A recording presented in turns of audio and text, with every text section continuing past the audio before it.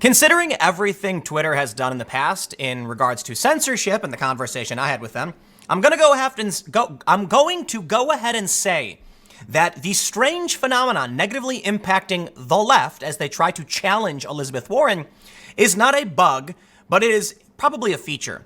Now, look, I get it. Sometimes mistakes happen, and we should never attribute to malice that which can be explained by incompetence. In this instance, though, you have this story, okay? The Working Families Party, they're the ones who endorsed Crowley. It's a complicated situation. They're like a left union type kind of organization, and they recently endorsed Elizabeth Warren over Bernie Sanders, much to the anger of the left. When they tried challenging the tweet that they tried challenging Working Families Party in one of these tweets, nothing came up. Nothing could be seen. And they were confused as to why this could be happening. Let me break it down for you. The establishment machine knows what it wants. Trump wasn't supposed to win, so the establishment machine doesn't like Trump. The establishment machine also doesn't like the left trying to challenge Elizabeth Warren. Elizabeth Warren is acceptable. She's like Bernie Sanders, but acceptable. Look at 2016. She didn't endorse Bernie. No, she got behind Clinton. I'm pretty sure she did. It's been a while. Anyway, I'm not trying to say there's a conspiracy or anything like that. I'm trying to say don't be surprised if the first group of people that are taken down off Twitter are going to be conservatives, outspoken ones, especially Trump supporters. But then at the same time, when you don't come out and call out what Twitter is doing and shutting people down, why would you be surprised if they would then do it to you? Of course they will. Congratulations. This is what happens when you don't stand up and push back against censorship. Here's the headline. A strange Twitter glitch is censoring the left, and no one knows if it's a bug or a feature. Twitter is mum about a well-documented bug that seems to prevent verified accounts from getting ratioed. I wonder why. Well, let's tone things down a little bit. I'm not going to act like Twitter is, Jack Dorsey's twirling his mustache or like that. We have another story here. Disney was going to buy Twitter, but they walked away because the nastiness was extraordinary. This kind of explains everything. I think Twitter is heavily gaming the system for monetary reasons, okay? They're probably pretending like, oh no, Milo Yiannopoulos, troll. Yep, you might not like him. You might think he's bombastic, whatever. It's probably why they want to get rid of him. Not because of any political reasons. It's just politically expedient for them to say, well, we had to get rid of him because everybody wanted to. No. Twitter constantly talks about the health of their platform. Political debate happens, and they're trying to control it, in my opinion, for monetary gain. I will also admit, I don't want to play the conspiracy game, but it's kind of strange how the acceptable candidates and the acceptable speech is often overlooked. And what I mean by acceptable speech is you can have wacko far leftists calling for violence and nobody bats an eye. For some reason, Twitter thinks that's okay. So I will counter my own argument saying, if Twitter wanted to make things less nasty, they'd get rid of Antifa, first and foremost. But anyway, let's read a little bit about this story. However, I have good news for my channel. As many of you know, YouTube deranks this channel particularly by like 0.5% of where it was before. It doesn't seem to be too big of a deal. I don't know how the math works out. But yeah, this channel gets deranked. So I often ask you guys to help share and donate. But I have better news. Today I have a sponsor, Virtual Shield. So special shout out to Virtual Shield for sponsoring my channel and allowing me to continue doing the work that I do.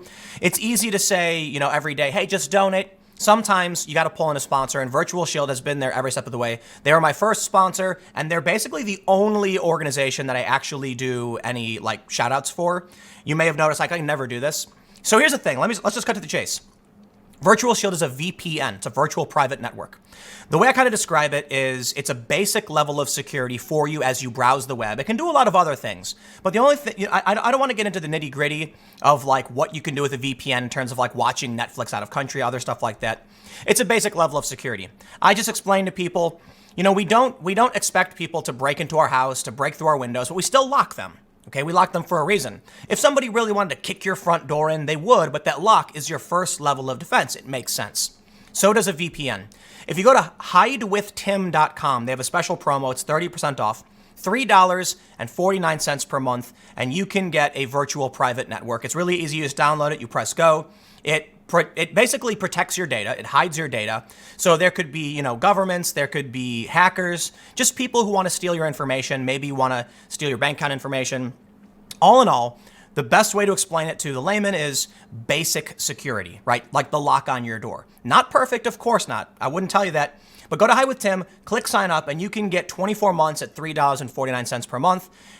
Virtual Shield is sponsoring this video, and I'm very, very grateful for them doing it. So, please show them support if you're interested in a VPN.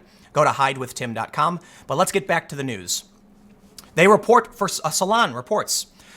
The Working Families Party, a New York-based progressive political party, has a reputation befitting its name as a populist political organization. So when the organization endorsed the center-left Elizabeth Warren, who was once a hardcore Republican and has emphasized her capitalist credentials over the explicitly Democratic Socialist candidate Bernie Sanders, supporters were understandably disappointed. After all, the party overwhelmingly endorsed Sanders in the previous presidential election. What had changed? I think they're playing insider baseball. However, they go on to say the vote process wasn't democratic, it was hybridized, and they wanted to complain about it. Here's the thing.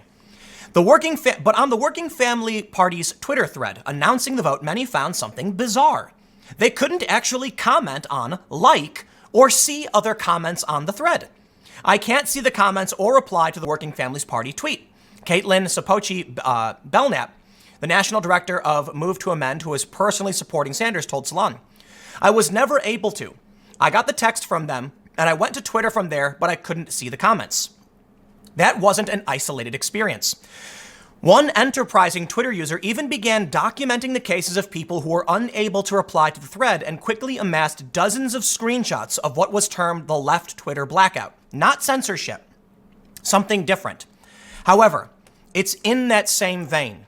Many people wanted to engage in a political debate, which they have every right to do if they want to support Bernie Sanders over Elizabeth Warren. I'm going to give a quick shout out to all of these people saying it was wrong. And I absolutely 100% are behind you in your fight to make sure Twitter allows you to express your political opinions and challenge the Working Families Party endorsement of Elizabeth Warren. 100%. Disagree with Bernie on a lot of things. I think he's gone hardcore establishment, not a big fan. And I've actually praised Elizabeth Warren on her push against big tech. But how ironic is it, I guess? Elizabeth Warren has called out big tech, but here she is reaping the benefits of it. Now, I have to stress that I am disappointed. I am not a conservative. Please spare me those arguments. There is a reason why I defend conservatives when they call out censorship. It's this. It's this right here. Okay, there you go. I hope now you understand why I've been standing atop the hill, waving the sign in the air saying they are censoring political speech. Because invariably, they come for you. Do I know if it's intentional? No. But it is so darn convenient how it impacts outsider candidates like Bernie, who get smeared in the press. He does. There was recently like a graphic for, I think, MSNBC. I can't remember which outlet. So forgive me, MSNBC, if I falsely accused you, but it was some cable news network. And Bernie Sanders was conveniently removed from the list of the contenders. We see it. And Bernie Sanders supporters know it happens. Here you go. People are wondering why WFP is supporting Warren when Sanders is the clear progressive. Oh, wait, I'm sorry. Because Warren is a safe bet. My understanding, it's been a while, but she endorsed Hillary. She got behind Hillary. There you go. She's just when it comes to the establishment, when it comes to the crony capitalist types, Biden, their payoffs, Clinton Foundation, all that stuff, Elizabeth Warren's right there with them. But she's like the safe plan B backup contender. I doubt she can win regardless. So I don't think it matters if WFP gets behind them. But let's read. They say, the inability to reply was accompanied by an error message. Twitter is over capacity. Please wait a few moments, then try again. Others, as seen in the screenshot thread, received a failed to load tweet message. That raised a curious question. Was Twitter or the WFP account or both somehow censoring people who were angry and wanted to reply, blocking their ability to do so with an error message? I'm gonna have to say, I think probably yes. One of those two, like it's deliberate. Interestingly, this glitch, or feature, wasn't limited to one WFP tweet. Salon's executive editor, Andrew O'Hare, noticed he could not like an Edward Snowden thread on Tuesday about Snowden's book. He too received a like failed message and found that Snowden post behaved similarly to the WFP post in that he was unable to interact with. John Graziano, who has over 18,000 followers on Twitter, often tweets on left-wing politics, said he noticed the pattern about a month ago. Certain prominent tweets would get a lot of attention, yet he could not view the replies. And I gotta say, I've started to see the same thing. Kid you not. There have been a couple tweets sent to me from like Joe Biden, maybe not Joe Biden, I don't even, is Joe Biden even on Twitter? Some like moderate Democrat. And when I loaded it up, nothing. No comments, no threads. I could see the numbers. I couldn't see anything. So I loaded it in a private window. There it was. All the responses. So you know what? I stand in solidarity with my left-wing friends facing the brunt of Twitter's shenanigans 100%. And I absolutely want them to be able to express themselves freely, be it for Sanders, for Warren, for Buttigieg, for Biden, or anybody else, especially for Tulsi. So if you want to come out here and complain that they should have endorsed Tulsi, oh, then I'll really support you. No, I'm kidding. The point is, speech is important. And this is some of the most important political speech. Look, I begrudgingly defend people who are mean on Twitter with stupid opinions and ideas that I really don't like, okay? Begrudge. I'm talking about like racists, bigots, sexists, all that stuff. I don't like the things they're saying. Most of us don't. But we recognize this comes next. And this is important. So having the ability to say, we don't support Warren and we do support Sanders is probably the most important thing in any political discussion. Literally saying who you want to win and who should be endorsed. So this is what happens when you allow Twitter to play this game. So you know what?